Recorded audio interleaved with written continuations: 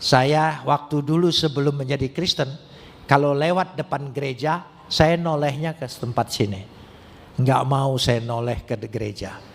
Karena muka saya 40 hari berkatnya hilang. Nah, gitu. Itu kepercayaan saya. Jadi karena itu tidak mungkin bisa berjumpa dengan orang Kristen. Tapi karena baca Alkitab. Bagaimana bisa membaca Alkitab?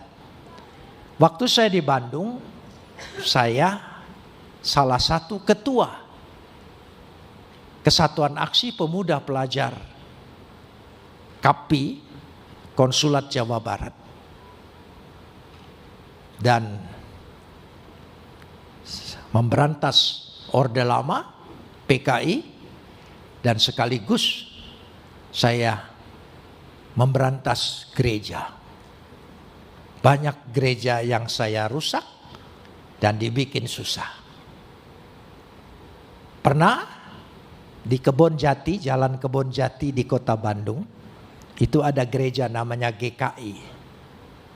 Kami pernah serbu ke sana. Mau kami bakar karena isinya ya. Tapi kita datang ke sana bukan hari Minggu, jadi kosong. Kita mau bakar nggak jadi. Karena di depan gereja itu banyak warung-warung masyarakat. Dia bilang jangan dibakar, nanti kami ikut terbakar. Saya bilang kalau begitu kita bakar isinya saja. Keluarkan semua di halaman. Teman-teman tidak sanggup mengeluarkan karena kursi GKI zaman dulu itu berat-berat semua. Ya, jadi antara depan sama belakang menyatu. Saking jengkelnya saya, sudah buku-bukunya saja. Ya, sebab di gereja GKI itu buku dan buku nyanyiannya, Alkitabnya ada di depan semua kan, ditaruh. Karena jemaat datang tidak perlu bawa Alkitab dan buku nyanyian. Jadi itulah yang kami kumpulkan. Dan sebelum dibakar sudah kasih minyak tanah.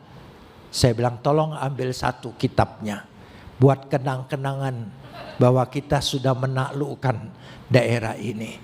Dari Alkitab itulah saya baca. Ya, saya baca.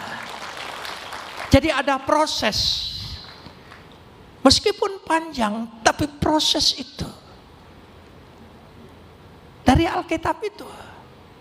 Ketika saya ditunjuk sebagai ketua lembaga perbandingan agama untuk mempelajari agama Kristen, mencari kelemahannya. Jadi pertama baca Alkitab itu bukan ingin percaya, mencari kelemahannya. Saya pelajari, teliti, dan bacanya dari kejadian awal. Saya belum pintar baca seperti orang Kristen. Orang Kristen sudah pintar baca Alkitab. Baca ayat ini loncat ke sini, baca ayat sini loncat ke sini. Maka seumur hidup tidak pernah tamat. Bacanya loncat-loncat saja. Jarang sekali orang Kristen baca kitab imamat. Oh enggak, dilewat itu saudara. Karena yang dicari yaitu mintalah apa saja yang kau kehendaki, tandai. Serahkanlah segala khawatirmu kepadaku, tandai. Ya, tidak ada yang nandai. Celakalah kamu yang munafik. Tidak ada yang nandai.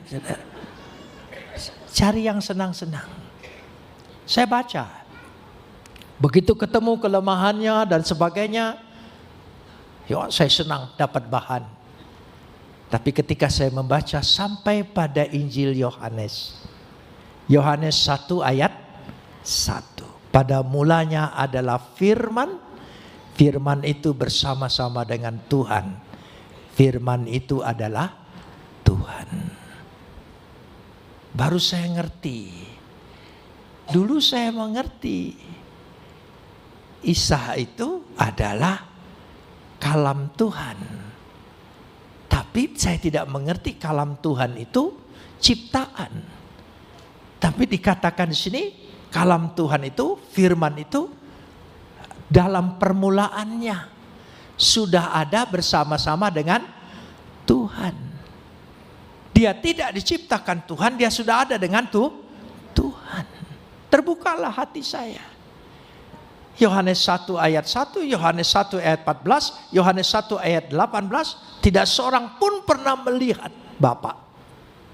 Kecuali anak yang ada di pangkuan Bapa, dialah yang menyatakan.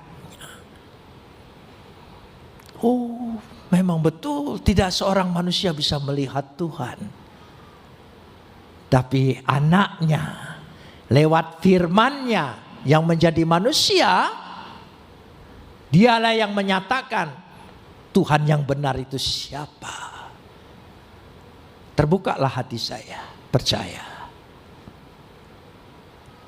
Waktu diperiksa pun itu ditanya. Saya bilang karena baca Alkitab.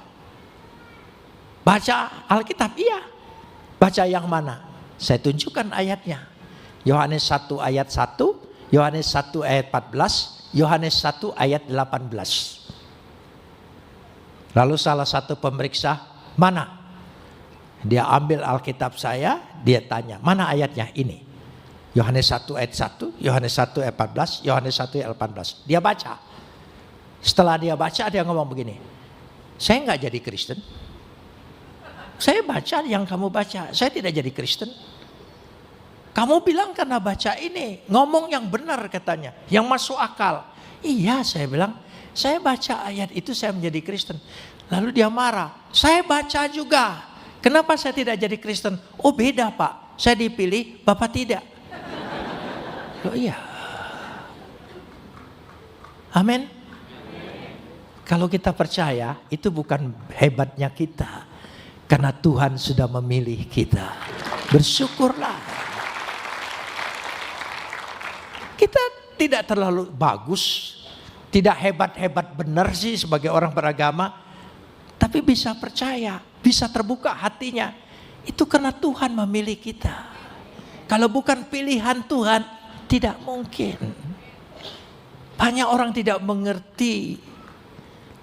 Kok Tuhanmu itu ada bapa, ada anak, mana ibunya, mana bidannya.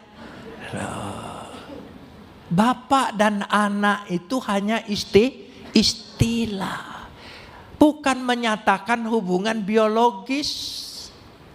Bukan. Bapak, anak, lalu dicari ibunya. Enggak perlu. Saudara punya anak kunci kan? Ada anak kunci? Mana ibu kunci sama bapak kunci? Kan enggak ada. Berarti tidak perlu berbicara hubungan keluarga biologis. Itu hanya simbolis. Anak tangga, kan anak tangga. Apa yang kanan bapaknya, yang kiri ibunya, kan enggak. Kita menyebut negeri kita Ibu Pertiwi. Mana Bapak Pertiwinya? Bojonegoro Bapak negerinya? Enggak juga. Jadi itu hanya istilah. Kami menyebut bapak dan anak. Bukan berarti bapak lebih unggul lalu anak lebih rendah. Tidak. Untuk menunjukkan keberasalan firman ini. Yesus ini sebelum menjadi manusia adalah firman yang sehakikat dengan Tuhan, berada dalam diri Tuhan. Sama mulianya, sama agungnya, sama segala sesuatunya dan sama kekalnya. Apa saja yang ada dalam diri Tuhan sama, tidak ada bedanya. Amin. Firman itulah yang menjadi manusia. Itu yang saya buat percaya.